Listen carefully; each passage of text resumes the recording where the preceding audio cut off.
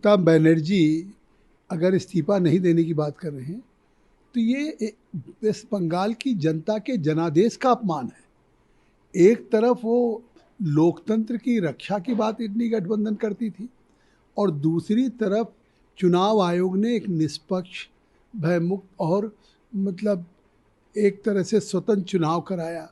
हिंसा के दौरान, चुनाव के दौरान कोई एक हिंसा नहीं, कोई एक जान नहीं गई, और इसके बाद इस्तीफा न देने की बात करना तो निश्चित तौर से जो संविधान की बात करती हैं उनको संविधान के आर्टिकल 172 का ज्ञान होना चाहिए कि संविधान के अनुच्छेद 172 में है कि कोई भी राज्य की असेंबली का जिस दिन फर्स्ट बैठक होगी वो से 5 साल वो असेंबली रहेगी और 5 साल बाद वो असेंबली का टेन्योर डिजॉल्व हो जाएगा।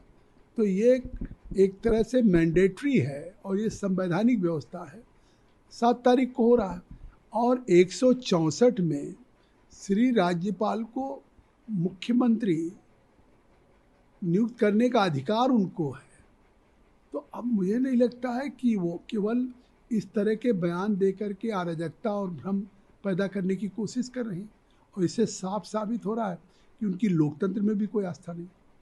सर, जिस तरीके से ममता बनर्जी ने कहा है कि उन्हें साजिशन हराया गया जबकि वो हारी नहीं है और इसका समर्थन राहुल गांधी और अखिलेश यादव भी कर रहे हैं, तो इसको किस तरीके से?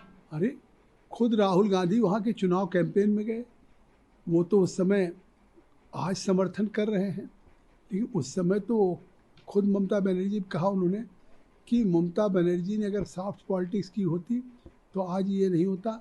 उन्होंने तुष्टीकरण का आरोप ममता बनर्जी पे, अल्पसंख्यक मुस्लिम तुष्टीकरण का खुद राहुल गांधी ने लगाया था और अब जब चुनाव हार गई तो अब राहुल गांधी को बयान देना है। पहले अपने उस बयान के बारे में बताएं कि जो उन्होंने ममता बनर्जी पे चुनाव कैंपेन में बंगाल में जाकर के आरोप लगाया था।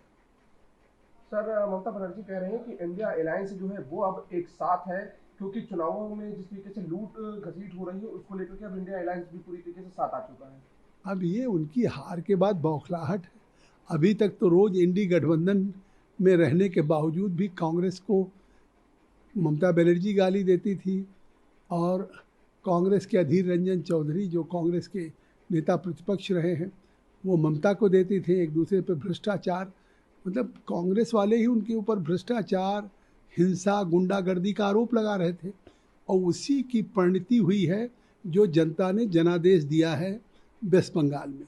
जिस तरह से वहाँ मंदिर बंद थे आसनसोल में, जिस तरह से वहाँ पे तुष्टीकरण की पराकाष्ठा थी, कटमनी था, करप्शन था, उनके भतीजे अभिषेक बनर्जी जिस तरह से कोयले में पर्टेन लिया करते थे, तो लोग ऊब चुके थे। इसलिए ये जनादेश आया जो प्रचंड बहुमत, ये बंगाल की जनता की जीत है।